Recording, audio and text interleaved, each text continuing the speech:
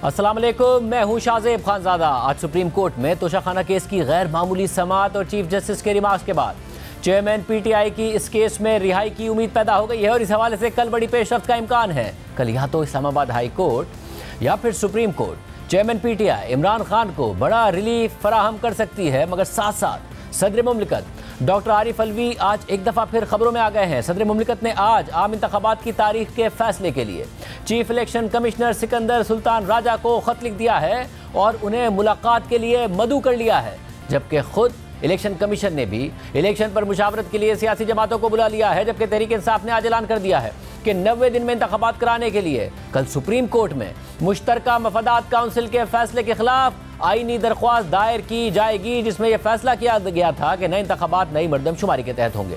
सदर मुमलिकत का खत भी आपके सामने रखेंगे, मगर आज सुप्रीम कोर्ट में समाअत का अहवाल और अहकामात आपके सामने रखते हैं, क्योंकि आज चीफ जस्टिस उमर अता बंदियाल ने तोशाखाना केस में ट्रायल कोर्ट के फैसले को बादियुन नज़र में यकतरफा और गलत करार देते हुए इस्लामाबाद हाई कोर्ट को हिदायत दी है कि वो कल सुबह चेयरमैन पीटीआई की सजा मअतली की दरख्वास्त और दीगर दरख्वास्तों को सुने, जिसके बाद कल दोपहर 2 बजे खुद सुप्रीम कोर्ट समाअत करेगी। आज की समाअत की खास बात यह भी थी कि तोशाखाना केस में चेयरमैन पीटीआई के मरकजी वकील ख्वाजा हारिस की जगह लतीफ़ खोसा पेश हुए और कोर्ट रिपोर्टर्स के मुताबिक उनकी तैयारी भी मुकम्मल नहीं थी, जबकि खुद चीफ जस्टिस भी कुछ मौके पर जज्बाती अंदाज में रिमार्क्स देते हुए नजर आए। तोशाखाना केस में चेयरमैन पीटीआई इमरान खान की 3 दरख्वास्तों पर आज chief justice Umar Ata Bandial, justice Mazahir Naqvi और जस्टिस जमाल बंदूखेल पर मुश्तमिल बेंच ने समाअत की और दौरान समाअत जस्टिस जमाल बंदूखेल ने चेयरमैन पीटीआई इमरान खान के वकील लतीफ़ खोसा से कहा कि सुप्रीम कोर्ट में असल केस तो इस्लामाबाद हाई कोर्ट के फैसले के खिलाफ अपील का है। क्या हमारे ये केस सुनने से मरकजी केस का फैसला मुतासिर नहीं होगा? ट्रायल कोर्ट तो फैसला सुना चुकी है, अगर आपकी अपील मंजूर हो जाए तो फिर ये केस कहाँ जाएगा? चीफ जस्टिस ने लतीफ़ खोसा से सवाल किया कि क्या आपने 5 अगस्त का तोशाखाना केस का फैसला चैलेंज किया है? तो लतीफ़ खोसा ने जवाब दिया कि तोशाखाना केस के फैसले के खिलाफ हाई कोर्ट में दरख्वास्तें ज़ेरे इल्तवा हैं। चीफ जस्टिस उमर अता बंदियाल ने इस्तफसार किया कि बताएं कि सुप्रीम कोर्ट किन वजूहात की बिना पर तोशाखाना केस का जायजा ले। तो लतीफ़ खोसा ने कहा कि सुप्रीम कोर्ट ने 2 दफ़ा हाई कोर्ट को दरख्वास्त गुजार के एतराज़ात पर फैसला करने को कहा। हाई कोर्ट ने चेयरमैन पीटीआई इमरान खान के साथ सिर्फ मजाक किया है। चेयरमैन पीटीआई के खिलाफ शिकायत सेक्रेटरी इलेक्शन कमीशन ने भेजी, मगर वो तो मजाज ही नहीं था। इस पर जस्टिस जमाल बंदूखेल ने सवाल उठाया कि आप ये नुक्ता कैसे सुप्रीम कोर्ट में उठा सकते हैं? हम दूसरे फरीक को सुने बगैर आपकी अपील कैसे मान सकते हैं? मरकजी अपील तो इस्लामाबाद हाई कोर्ट में ज़ेरे समाअत है। तो लतीफ़ खोसा बोले कि वो तो बात की बात है।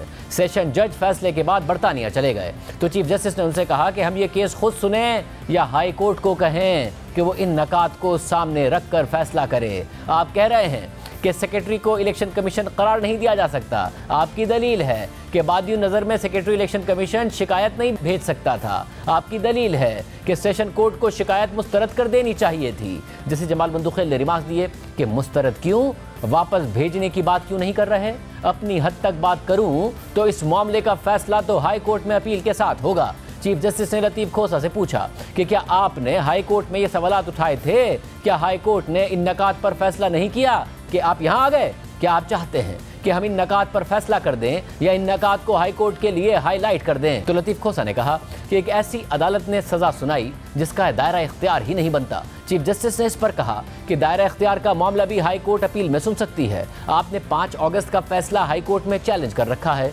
आप हमसे क्या चाहते हैं? तो लतीफ़ खोसा ने जवाब दिया कि हाई कोर्ट बार बार उसी जज को केस रिमांड बैक करती रही। इस दौरान जस्टिस जमाल बंदूखेल ने कहा कि अब तो रिमांड बैक होने पर ट्रायल कोर्ट अपना फैसला सुना चुकी है। तो लतीफ़ खोसा कहने लगे कि ना, हमारे साथ मजाक हुआ है। सुप्रीम कोर्ट ने कहा था कि पहले काबिल समाअत होने का मामला तय होगा। हाई कोर्ट ने उसके कुछ नकात पर ट्रायल कोर्ट को फैसला करने का कहा। ट्रायल कोर्ट ने हाई कोर्ट के नकात को घास भी नहीं डाली। लतीफ़ खोसा की इस बात पर जैसे जमाल बंदूखेल ने उनसे कहा कि आप हर बात पर हाई कोर्ट पर एतराज़ उठा देते हैं, आप फैसलों पर एतराज़ उठाएं, हाई कोर्ट पर नहीं। आपको हाई कोर्ट के फैसले पसंद नहीं आए तो आप हमारे पास आ गए, अदालत पर एतराज़ ना उठाएं। चीफ जस्टिस उमर अता बंदियाल ने रिमार्क्स दिए कि यह बहुत अहम मामला है। फैसले पब्लिक होते हैं, फैसलों पर तनकीद होती है और फैसलों तक ही रहनी चाहिए। इदारे ऐसे ही काम करते हैं। चीफ जस्टिस ने मजीद रिमार्क्स देते हुए कहा कि तोशाखाना केस में ट्रायल कोर्ट का हुक्म दुरुस्त नहीं है। हाई कोर्ट कल सुबह इस केस को सुने। सुप्रीम कोर्ट दोपहर 1 बजे समाअत करेगी। हाई कोर्ट ने 4 अगस्त को आपकी दरख्वास्त पर फैसला कर दिया था। तो लतीफ खोसा ने कहा कि 5 अगस्त को ट्रायल कोर्ट के जज हुमायूं दिलावर ने हमारे खिलाफ फैसला दे दिया। इस पर जस्टिस जमाल बंदूखेल ने रिमार्क दिए कि सेशन अदालत के खिलाफ कोई हुक्म इम्तिना नहीं था, इसलिए उसने फैसला ही करना था। दलाइल जारी रखते हुए लतीफ खोसा ने मजीद कहा कि कानून में फिर 120 दिन की हद क्यों दी गई है? क्या सारी उम्र ये तलवार लटकती रहेगी? तो जस्टिस जमाल बंदूखेल ने कहा कि कानून में लिखा है कि जब डिक्लेरेशन के झूठा होने का पता चलेगा तो उसके 120 दिन तक शिकायत दर्ज हो सकती है। चीफ जस्टिस ने रिमार्क दिए कि कौमी और सूबाई असम्बलियों के 800 से ज़्यादा अराकीन हैं। इलेक्शन कमीशन सैकड़ों अराकीन असम्बली के असासों का जायजा 120 दिन में तो नहीं ले सकता।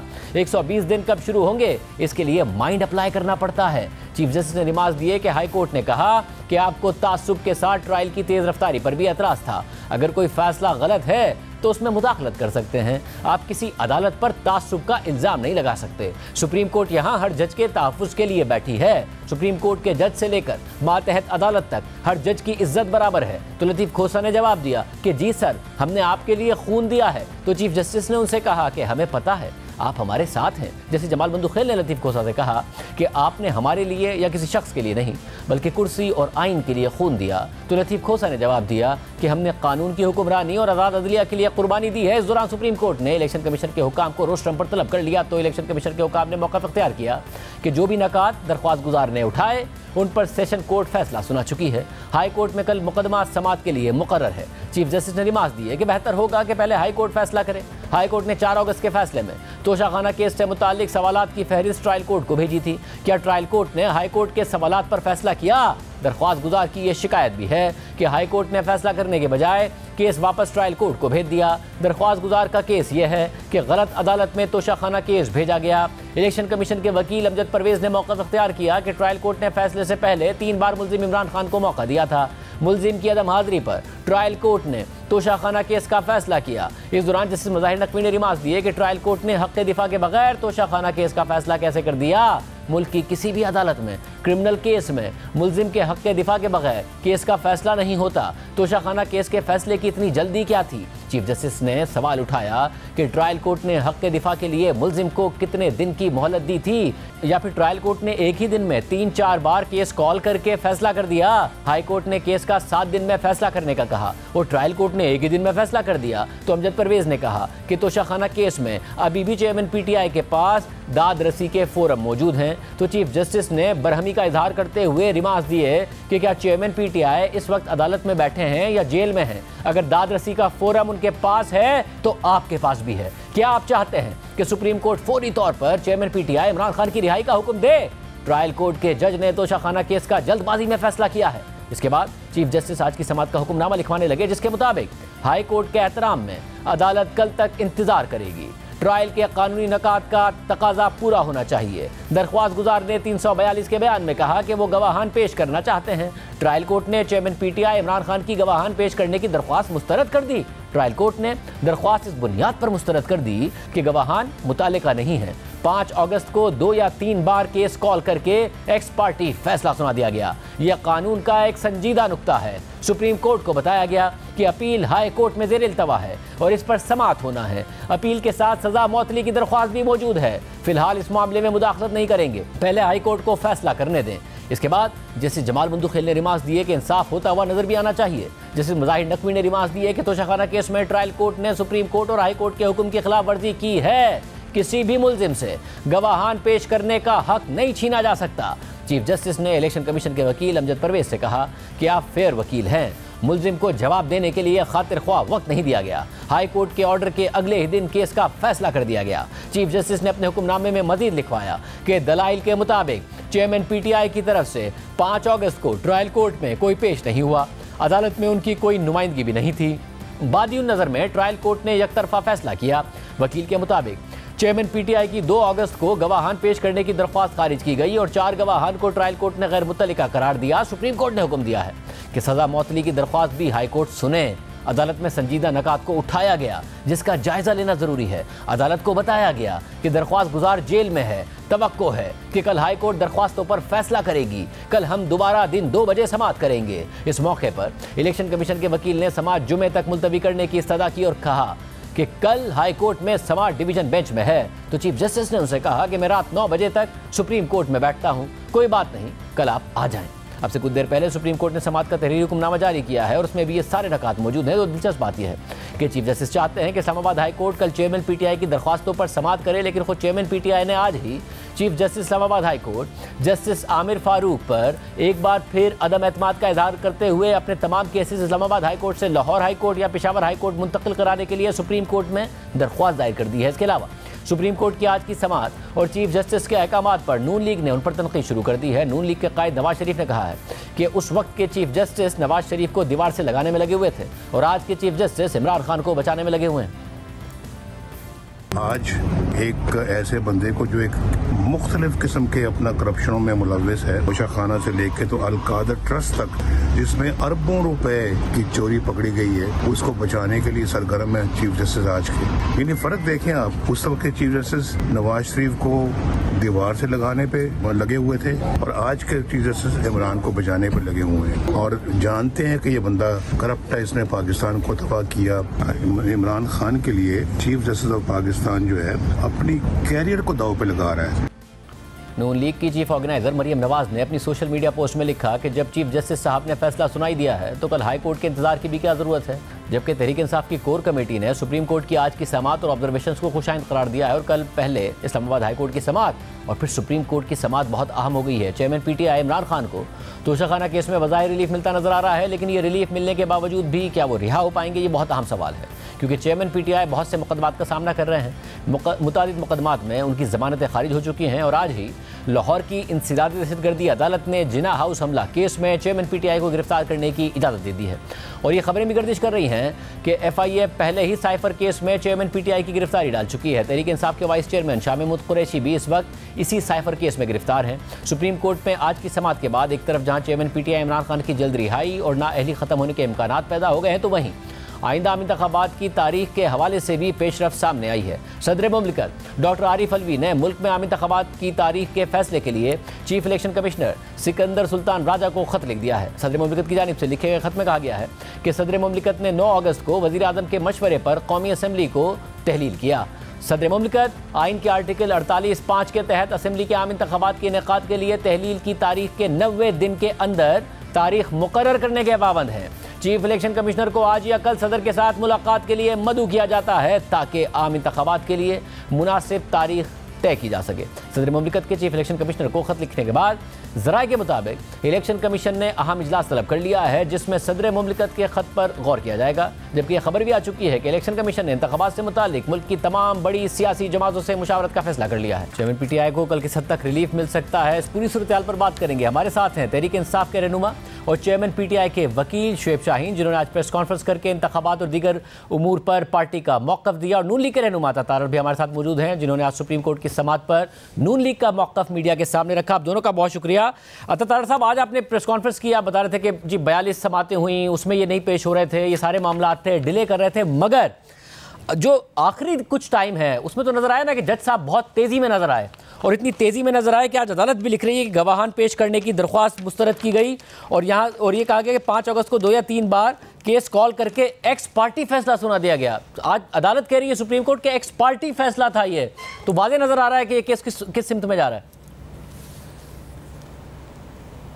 बहुत शुक्रिया शाहजेब साहब। पहली बात यह है कि सुप्रीम कोर्ट को इस स्टेज पे इंटरफेयर नहीं करना चाहिए था।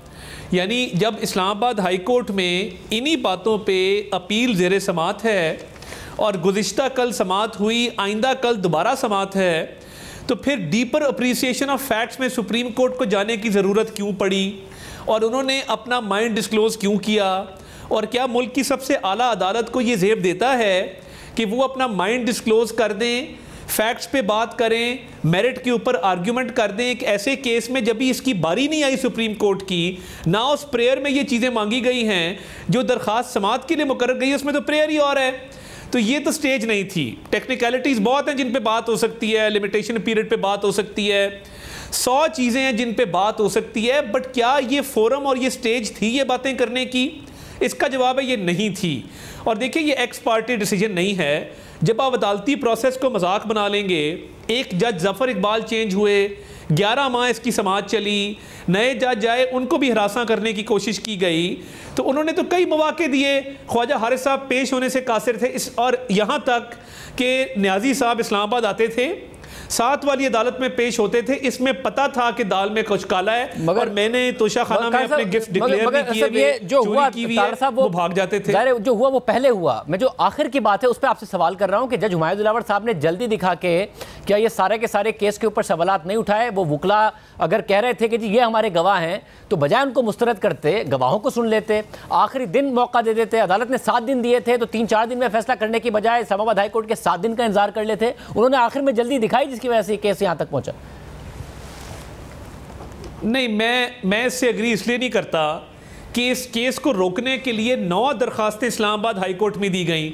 अब ये एक वॉलीबॉल चल रहा था कि एक जुरिस्डिक्शन पे दरखास्त देते हैं, एक जज की जो है वो बायसनेस पे दरखास्त देते हैं, एक मेंटेनेबिलिटी पे दरखास्त देते हैं, एक किसी और चीज़ पे दरखास्त देते हैं। तो ये पिंग पोंग चल रहा था कि इस्लामाबाद हाई कोर्ट में अंबार लगा दिया दरखास्तों का ट्रायल को रोकने के लिए। ट्रायल कई मरतबा मुतासर हुआ।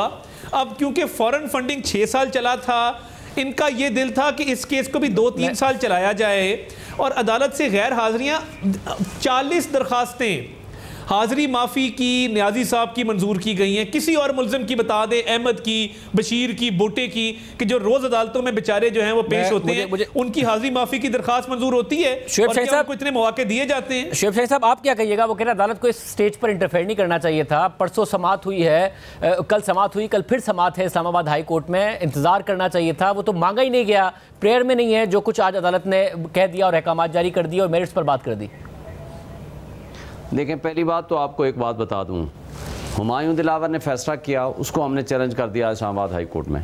इस्लामाबाद हाई कोर्ट ने उसमें क्वेश्चंस फार्मूलेट किए, कोई तकरीबन 12 के करीब। उन्होंने कहा इनके ऊपर फैसला करें 7 दिन के अंदर। 7वें दिन की बजाय चौथे दिन सिर्फ 1 दिन का टाइम दिया। चौथे दिन ख्वाजा हारिस साहब सैटरडे को यहाँ नहीं होते, वो लाहौर में होते अपनी फैमिली के साथ। उन्होंने कहा मैं सैटरडे 1 दिन के लिए अवेलेबल नहीं हूँ, इसको आप 5वें दिन रख लो, यानी संडे छोड़ के मंडे वाला दिन रख लो। 4 तारीख को बगैर सुने, हाई कोर्ट ने कहा सुन के फैसला करें, बगैर सुने उसने एक्स पार्टी आर्डर कर दिया कि नहीं जी ये मेंटेनेबल है। अच्छा, उसको जब हमने चैलेंज किया सुप्रीम कोर्ट में, और सुप्रीम कोर्ट हाई कोर्ट में मैटर पेंडिंग था, हमने इस रिमांड आर्डर को सुप्रीम कोर्ट में भी चैलेंज किया हुआ था, और सुप्रीम कोर्ट ने कहा कि जनाब अब आप इसका फैसला करें।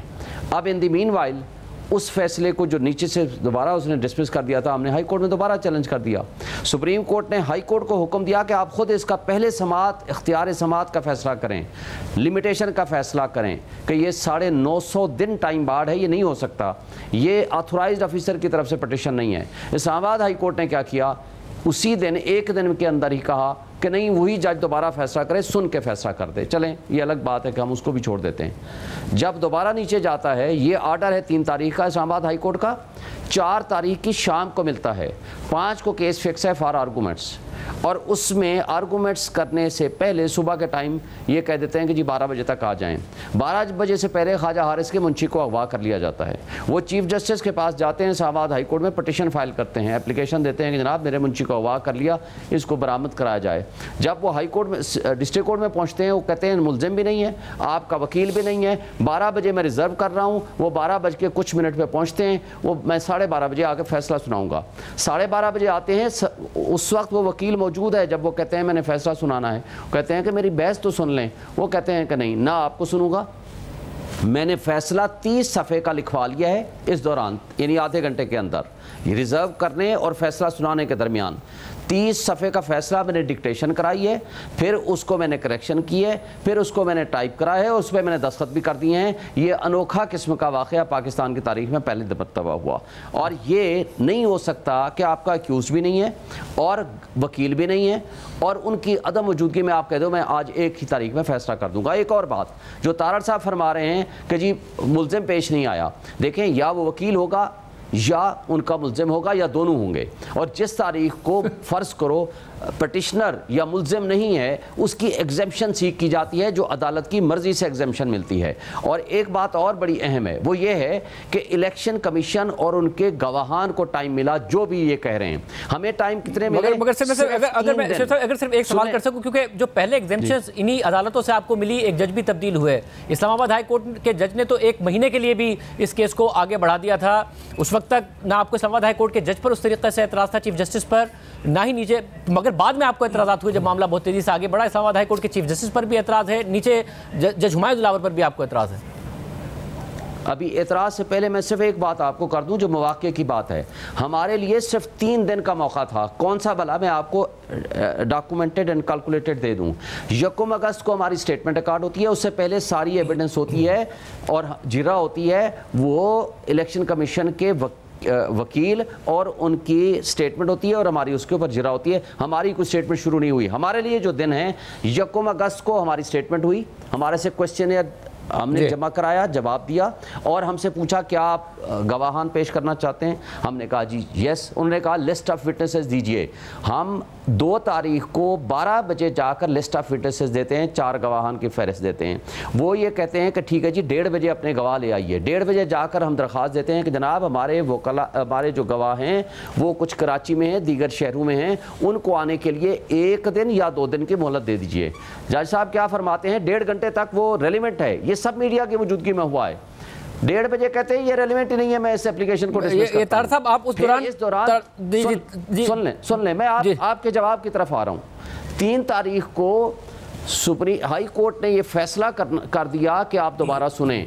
वो इनके जो ऑर्डर थे सारे सेटिसाइड कर दिए। 4 की शाम को ऑर्डर मिलता है, 5 को ये बहस के लिए था और सेम डे बगैर सुने फैसला दे दिया। अब आपके जो उसकी है ट्रांसफर ये वाला जी क्विकली जवाब दीजिएगा ताकि मैं तारा साहब की तरफ ये लेके जाऊं, क्योंकि अदालत ने ये बातें की जो आप कह रहे हैं। इसके ऊपर हुमायूं दिलावर के ऊपर हमने 3 दरखास्तें दी हैं, ट्रांसफर पिटीशनें, और उसको भी एडमिटेड फैक्ट है। ये जज साहब ने माना है कि मेरे फेसबुक है, फेसबुक अपने अकाउंट से कहते हैं किसी और ने लगाई है। मगर शेख साहब हुमायूं दिलावर से पहले जो जज साहब थे वो भी बार बार तलब कर रहे थे, इमरान खान साहब नहीं पेश हो रहे थे। उनका जो नाकाबिल जमानत वारंट है उसी लिए तो हुआ था जब कारकुन और वो आमने सामने आ गए थे जमान पाक में। उस वक्त हुमायूं दिलावर थोड़ी थे। उसके लिए दो रीजंस हैं।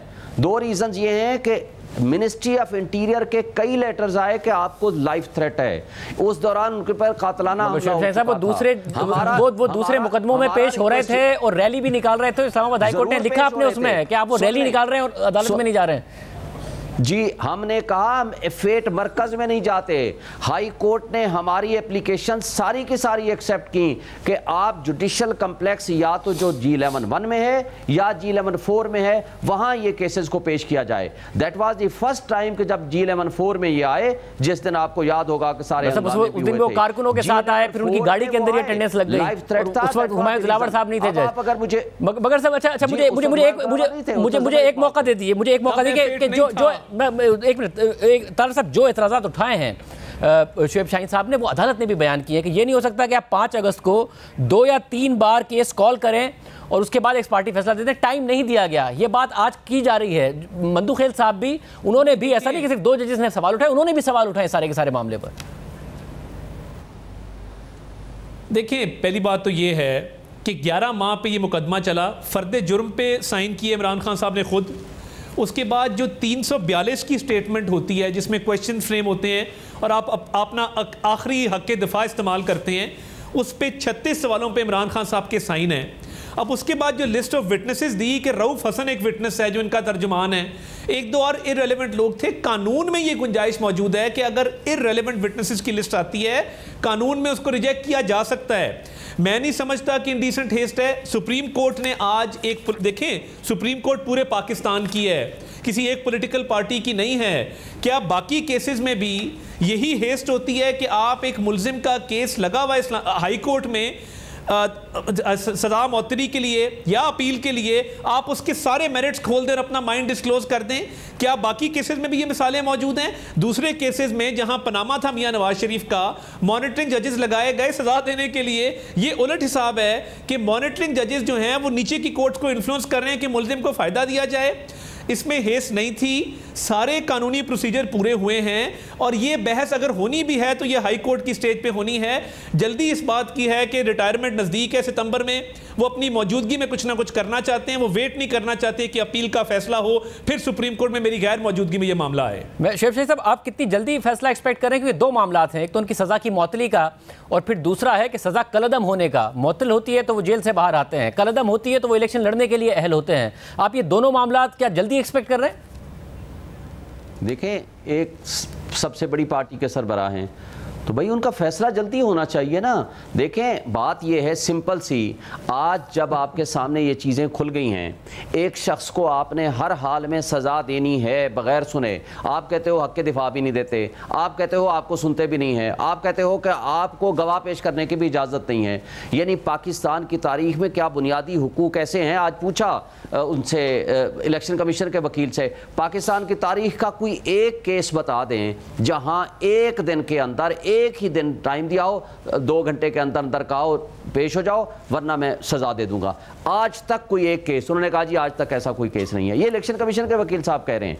बात यह है कि यार इंसाफ होता हुआ तो नजर आए, यहाँ तो इंसाफ का कत्ल होता हुआ नजर आ रहा है। और ऐसा जज जिसके ऊपर हम हर दफा कह रहे हैं कि भाई किसी जज के पास भेज दो, एक अपने फेसबुक से इमरान खान के खिलाफ नाजेबा तस्वीर और वीडियो पोस्ट करता है और तस्वीर लगाता है और वो कहता है कि मेरा ही फेसबुक है लेकिन मैंने नहीं लगाई। चले मान लेते हैं तुमने नहीं लगाई होंगी, आपने किसी को कहा, किसी को बताया कि मेरे फेसबुक मिसयूज हो रहा है 2014 से लेकर ऑनवर्ड, लेकिन उसके बावजूद अफसोस की बात यह है कि चीफ जस्टिस साहब इस्लामाबाद हाई कोर्ट के तीसरी दफा कहते हैं नहीं आप सुन के फैसला करो। वो कहता है मैं सुनूंगा भी नहीं आपको, मैं फैसला दे दूंगा। तो तारा साहब इस सूरत हाल में शुएब शाहीन साहब के जो लीडर हैं, तारा साहब इस सूरत हाल में शुएब शाहीन साहब के लीडर जेल से बाहर आते नजर आ रहे हैं और आपके लीडर का नहीं पता चल रहा कि वो पाकिस्तान के अंदर भी आ रहे हैं या नहीं आ रहे हैं। मैं सिर्फ इतनी बात करना चाहता हूं कि जहां फेसबुक पोस्ट का जिक्र हो रहा है वो जाली बनाएगी अपनी जगह पे, मगर सिटिंग चीफ जस्टिस के मदर इन लॉ की भी एक ऑडियो आई, उसमें भी एक सियासी जमात के जलसे में शरीक होना, एक उनके साथी जज को रब्ता करना, मुनीब साहब को, बंदयाल साहब को तो ये केस नहीं सुनना चाहिए मेरे हिसाब से, क्योंकि उनका एक बायस्ड है, उनकी एक फैमिली की एक चीज़ सामने आई है, उसके बाद तो रिक्यूज़ करना चाहिए था, सुनना ही नहीं चाहिए था। तो मैं ये समझता हूँ कि हमारे लीडर तो इंशाल्लाह वापस आ रहे हैं और वो इंशाल्लाह मुझे लगता है कि सितंबर के महीने के अंदर अंदर वापस आ जाएंगे, उसमें कोई शक व शुबा नहीं है। मगर इमरान खान साहब का ऑलरेडी एक रिमांड दिया जा चुका है साइफर के केस में, वो अदालत ने 30 अगस्त तक दिया है, तो अगर रिलीफ मिलता भी है मुझे वो बाहर आते नजर नहीं आते। आप ये बताइए शुभ साहब, आप समझ रहे हैं कि अगर इस केस में उन्हें रिहाई मिलती है तो रिहाई हो जाएगी या फिर साइफर फिर दीगर मुकदमात, आज एक इंसाज दहशतगर्दी की अदालत ने जिनाह हमला केस में गिरफ्तारी की इजाज़त दे दी तो मुश्किल होगा उनका बाहर आना? देखें, 180 से ज़ायद मुकदमात हैं, उससे पहले भी हम फेस कर रहे थे, अभी भी करेंगे। लेकिन एक बात आपको बता दूं, सेटल्ड लॉ ये है कि जिस तारीख को जिस केस की वजह से वो जेल में गए हैं, बाकी केसेस सब सब्सिक्वेंट हैं और वो सारे केसेस वो थे जिन पे वो ज़मानत पे थे, बेल बिफोर अरेस्ट पे थे। कन्फर्मेशन के टाइम जब उन्होंने कहा जी मुल्ज़िम हाजिर नहीं है, अदम पैरवी पे खारिज हो गए। जब अदम पैरवी पे खारिज होते हैं या सब्सिक्वेंट कोई FIR होती है, प्रोटेक्टिव बेल लेना उनका फंडामेंटल राइट होता है, हक होता है। इसलिए इसमें प्रोटेक्टिव बेल की रिक्वेस्ट भी होगी कि जब इसमें अगर बेल हो जाती है तो बाकी केसेस में उसी पोजीशन में वापस ले जाएं और सारी अदालतों में जाकर के वो अपने आप को पेश करें और बेल बिफोर अरेस्ट का राइट इस्तेमाल करें। बाकी अदालत की डिस्क्रिशन है कि वो केस टू केस बुनियाद पर क्या फैसला करते हैं। इसलिए मैं वो साहब आपकी उम्मीदें कैसे बर आएंगी? तारड़ साहब जो बात कर रहे हैं वो कानूनी तौर पर, और दायरे सुप्रीम कोर्ट का आज आपने देखा है कि क्या मूड है? सुप्रीम कोर्ट ने तो अपना माइंड भी दे दिया, सब कुछ दे दिया, रिलीफ भी दे दिया आज के ऑर्डर में, हाई कोर्ट को भी बाउंड कर दिया, कल फैसला करें वरना हम फैसला करेंगे। वो नाइंसाफ़ी करने पे तुले में, उनको तो कोई नहीं रोक सकता। उन्होंने 16 सितंबर से पहले रिहा करना है, ज़रूर करें। वो अब नाइंसाफ़ी है, नज़र आ रहा है, नाइंसाफ़ी होते हुए नज़र आ रही है कि हाई कोर्ट को मौका ही नहीं दिया जा रहा एक फ़ैसले को डिसाइड करने का, और इसकी मिसाल पहले मौजूद नहीं है। जो साइफर वाला केस है उसमें FIR क्योंकि बाद में हुई, इन्होंने बेल अभी गालिबन आज अप्लाई की है या कल की है, तो साइफर वाले केस में वो जुडिशल रिमांड पे 30 अगस्त तक हैं, उसमें बेल ग्रांट नहीं हुई। तो मुझे इसलिए मैं कहता हूं कि मुझे रिहा होते नज़र नहीं आते, मगर ये जो प्रोसेस को इवेड किया गया है, प्रोसेस को बुलडोज किया गया है और एक ऐसी कोर्ट ने किया है जिसकी अपनी एक बायस है, एक इंक्लिनेशन है और वो नाइंसाफ़ी करने पे तुले हुए हैं कि वो हाई कोर्ट की पोजीशन भी अज्यूम कर रहे हैं, ट्रायल कोर्ट की पोजीशन भी अज्यूम कर रहे हैं और सारी कोर्टों का काम खुद करके वो बाकियों के हाथ पैर बांध के एक लाडले को रिलीफ देना चाहते हैं। सब देखते हैं कि कल क्या होता है, मगर क्या इमरान खान साहब को रिहाई मिल पाएगी या कोई और इस हवाले से प्लान्स हैं, इस पर बात करेंगे, तफसीलात आपके सामने रखेंगे एक ब्रेक के बाद। कल अगर इस्लामाबाद हाई कोर्ट सज़ा का फैसला मुअत्तल करती है तो इमरान खान की तोशाखाना केस में तो रिहाई हो सकती है, मगर क्या उन्हें रिहाई मिलेगी? बात करेंगे। एजाज सैयद साहब हमारे साथ मौजूद हैं। सैयद साहब बहुत शुक्रिया मुझे ज्वाइन करने के लिए। ज़ाहिर है आज जो जिना हाउस हमला केस है उसमें लाहौर की दहशतगर्दी की अदालत ने चेयरमैन PTI इमरान खान को गिरफ्तार करने की इजाज़त दे दी। साइफर केस अलग है जिसमें शाह महमूद कुरैशी साहब गिरफ्तार हैं, फिर 190 मिलियन पाउंड का प्रॉपर्टी टाइकून का और अलकादरी ट्रस्ट केस अलग है। तो क्या रिहाई मुमकिन हो पाएगी अगर उन्हें तोशाखाना केस में रिलीफ मिल गया? मेरा नहीं ख्याल कि रिहाई मुमकिन हो पाएगी। शाहजेब इस्लामाबाद में जो सूरत हाल है, इन्वायरमेंट है, यहाँ पर पहले से इस बात को एक्सपेक्ट किया जा रहा था कि सुप्रीम कोर्ट से मुतवक्का तौर पर मुदाखलत होगी या सुप्रीम कोर्ट इस मामले में अपना रोल प्ले करेगी और फिर इमरान खान साहब के हवाले से शायद कोई रिलीफ उनको मिलेगा। वैसे अगर उसूली तौर पर देखें तो इस तरह के केसेस में रिलीफ मिलता है, गो के इतनी तेज़ी से ना मिले लेकिन रिलीफ मिलता है। रिलीफ इमरान खान साहब का राइट है, लेकिन at the same time relief उन्हें इस केस में तो पर्टिकुलरली शायद मिल जाएगा, लेकिन उनकी रिहाई इसलिए मुमकिन नहीं होगी कि उनसे जो फॉरमोस्ट जो इन्वेस्टिगेशन होनी है, बल्कि बरामदगी होनी है, वो बरामदगी उनसे की जानी है साइफर केस में। और साइफर केस में आपको पता है 15 अगस्त को जो मुकदमा दर्ज हुआ हुआ है उसमें वाज़े तौर पर दर्ज है कि जो साइफर का जो कॉपी है वो मिसप्लेस हुई है। तो FIA की कोशिश ये है कि इमरान खान साहब से ना सिर्फ वो गिरफ्तारी करें बल्कि FIA की मुमकिन तौर पर जो टीम है वो बनी गाला और इमरान खान साहब की जो ज़मान पार की रिहाइशगाह है वहाँ पे भी शायद कोई बाद अज़ां रेड करे अगर ज़रूरत पड़ी उन्हें, तो क्योंकि वो बरामद करने की कोशिश करेंगे उस साइफर की कापी जो इमरान खान साहब को उनके प्रिंसिपल सेक्रेटरी आज़म खान ने दी थी। तो एजाज साहब क्या आप ये कह रहे हैं कि हुकाम का इरादा ये है कि अगर इस केस में रिलीफ मिल जाए तो एक और केस में गिरफ्तार हो जाएं, एक में मिल जाए तो फिर नैब वाला केस है 190 मिलियन पाउंड का, नैब में ही तोशाखाना का भी मामला है, पेशदार दहशतगर्दी के मामला के एक के बाद एक केस में गिरफ्तारी डाली जाए, ये सिलसिला शुरू किया जाएगा जो दीगर रहनुमाओं के साथ हो रहा था तहरीक इंसाफ के? शाहजेब भाई, ये हुकाम का फैसला नहीं है, ये सारी चीज़ें पहले से तैयार रखी गई हैं और पहले से इस बात की कैलकुलेशन मौजूद थी कि इमरान खान साहब अगर एक केस में उनको रिलीफ मिलेगी तो वो दूसरे केस में गिरफ्तार होंगे क्योंकि दूसरा केस पहले से तैयार है, और तीसरे केस में गिरफ्तार होंगे अगर दूसरे केस में भी रिलीफ मिल जाएगी। तो एक मैराथन पीरियड है और शाहजेब आप देखेंगे आने वाले दिनों में कि 16 सितंबर तक जो टेम्परेचर है आप देखेंगे वो टेम्परेचर बड़ा हाई रहेगा क्योंकि सुप्रीम कोर्ट के जो चीफ जस्टिस हैं वो कोशिश करेंगे कि 16 सितंबर तक जो चीज़ें हैं उनको ऐसे इकदाम लेते रहें या ऐसे केसेस उनके सामने आते रहें जिनके ऊपर वो ऐसे इकदाम करें जिससे वाज़ेह तौर पर इर्तियाश ज़रूर पैदा हो। अगर कोई तब्दीली नहीं भी आती तो पाकिस्तान का जो लैंडस्केप है, पोलिटिकल लैंडस्केप, उसमें इर्तियाश ज़रूर पैदा हो। और साथ ही साथ जो चीफ जस्टिस ऑफ पाकिस्तान के साथ दूसरा ऑफिस जो इस इर्तियाश को इस्तेहकाम देने की कोशिश करेगा, इर्तियाश पैदा करने में मज़ीद मावन होगा, वो ईवान सदर होगा। तो आप 16 सितंबर तक जो पॉलिटिकल लैंडस्केप है वो उसका टेम्परेचर आप देखेंगे वो हाई रहेगा। अच्छा, मगर साथ में तोशाखाना केस में ज़ाहिर है मेरिट्स के मुकाबले में जो टेक्निकल बुनियादों पर केस इतना वीक हो गया कि जो जज हैं वो बहुत जल्दी में फैसला देना चाह रहे थे। दिलावर साहब ना वकला को उस तरीके से आखिरी दिन मौका मिल सका, ना गवाह उन्होंने एक्सेप्ट किया, जिसकी वजह से आज हमें नज़र आया कि केस मेरिट्स के बजाय टेक्निकल ग्राउंड पर उड़ता नज़र आ रहा है कि जी आपने हक़ दिफाई सही तरीके से नहीं दिया। तो जो बाकी केसेस हैं जो फैसले गिरफ्तारी के हुए हैं या उन्हें भी इसी तरह चलाने के फैसले हुए हैं कि जो मेरिट्स पर उनकी कुछ भी वो पूरे भी उतरते हैं तो टेक्निकल ग्राउंड्स पर नॉकआउट हो जाएंगे आगे जाके? पहली बात यह है कि शाहजेब जो जज हैं दिलावर, हुमायूं दिलावर, उन्होंने मेरा ये ख्याल है कि पूरा राइट दिया। आपको पता है कि जो इमरान खान साहब और उनके जो वकला हैं उनकी स्ट्रेटजी ही ये थी कि उन्होंने उस जज के सामने पेश नहीं होना था और आखिरी दम तक उन्होंने पेश नहीं हुए। 42 समातें हुई हैं इस केस की, एक जज तब्दील हुए हैं, पुराने जज पे भी एतमाद नहीं था, नए जज साहब आ गए, नए जज साहब पे भी एतमाद नहीं था। और आपको याद हो कि 4 अगस्त अगस्त को जब ये फैसला हुआ, 5 अगस्त को जब ये फैसला हुआ, तो उससे एक रोज़ पहले 4 अगस्त को इस्लामाबाद हाई कोर्ट ने इमरान खान साहब को और उनके वकील ख्वाजा आरिस को हुक्म दिया था कि वो सुबह जाएं और जाकर वहाँ पर पेश हो जाएं। लेकिन आपने और मैंने देखा और सारी दुनिया ने देखा कि जो वकील हैं वो मुकर्ररा वक्त पर नहीं पहुँचे, बार बार जज साहब जो है उनको बुलाते रहे, वो नहीं पहुँचे। एक बात तो ये है। दूसरी बात ये है कि जो बाकी केसेस हैं, बाकी केसेस के आप ओवरऑल अगर पॉलिटिकल एनवायरनमेंट देखें तो वो कुछ और है, लेकिन आप अगर केसेस के मेरिट के ऊपर बात करते हैं तो वो मेरिट मौजूद है। केसेस का जो इंदराज है वो कानून और कायदे को फॉलो किया गया है। लेकिन आप ब्रॉडर अगर बात करें तो शायद उसके ऊपर हम बात कर सकते हैं कि वहाँ पर कुछ प्रॉब्लम्स मौजूद हैं। बहुत शुक्रिया यासिर साहब की गुफ्तगू आपने सुनी। प्राइम ब्रेक शामिल करते हैं। क्या इलेक्शन 90 दिन में कराने का मामला यकीनी बना सकते हैं सदर मुमलिकत? ये मामला सुप्रीम कोर्ट जा रहा है और वहीं से फैसला आ रहा है। बात करेंगे एक ब्रेक के बाद।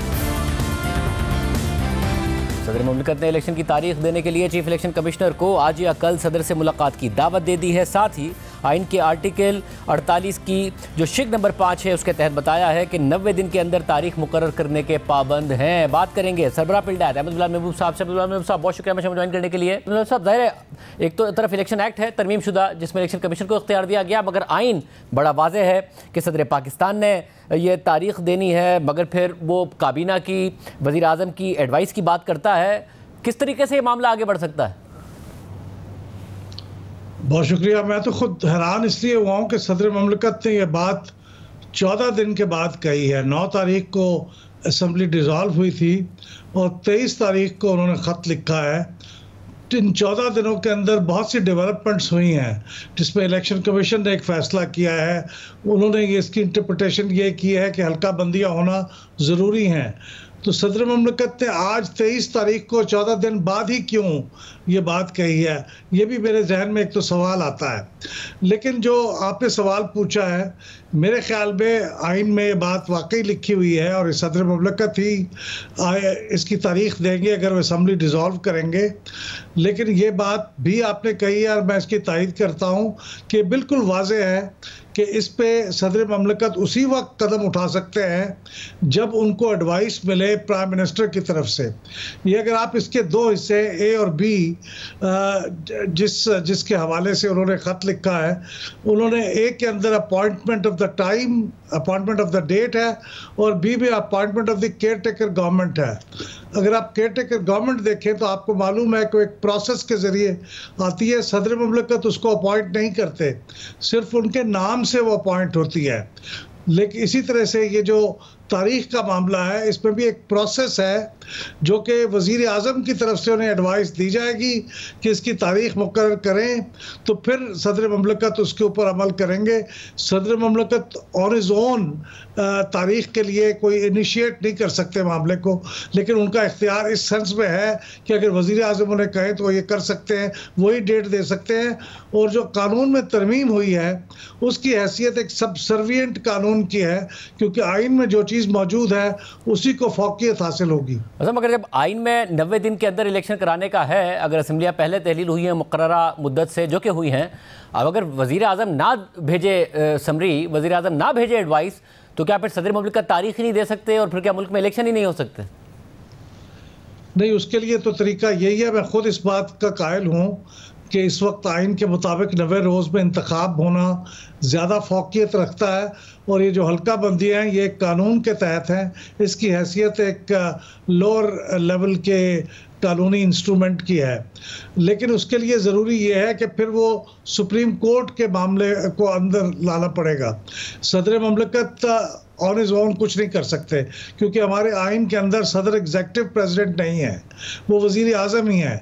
और अगर वज़ीर आज़म नहीं करते और इलेक्शन कमीशन ने एक एक्शन ले लिया, वैसे इलेक्शन कमीशन ने अभी डेट तो नहीं दी डायरेक्टली, लेकिन इनडायरेक्टली उनका हल्का बंदियों का जो फैसला है वो सब्जेक्ट टू इंटरप्रिटेशन है। वो इलेक्शन कमीशन ही वो उसको सदर मुमलिकत इंटरप्रेट नहीं कर सकते, वो उसको सुप्रीम कोर्ट इंटरप्रेट करेगा।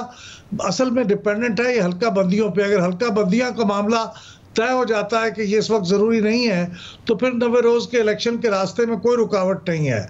लेकिन अगर वो हल्का बंदियाँ का मामला दरमियान में रुका रहता है तो फिर वो 90 रोज़ में नहीं हो सकते। तो इसमें सदर मोहतरम की इंटरवेंशन जो है वो कोई फ़ायदा नहीं देगी, क्योंकि असल मामला तो उसकी इंटरप्रिटेशन का है कि हल्का बंदियाँ चाहिए या नहीं चाहिए। साहब, तो जो इलेक्शन कमीशन का फैसला है हल्का बंदियों का, जिसका उन्होंने पूरा टाइम टेबल भी दिया 14 दिसंबर तक, वो मुंसलिक है काउंसिल ऑफ कॉमन इंटरेस्ट के फैसले से। अब काउंसिल ऑफ कॉमन इंटरेस्ट का फैसला सुप्रीम कोर्ट बार ने चैलेंज किया है, साथ में तहरीक इंसाफ ने भी कहा है कि वो चैलेंज करने जा रहे हैं। तो अगर वो फैसला स्ट्राइक डाउन करती है सुप्रीम कोर्ट, तो फिर 90 दिन के अंदर इंतखाबात की पाबंदी आ जाएगी।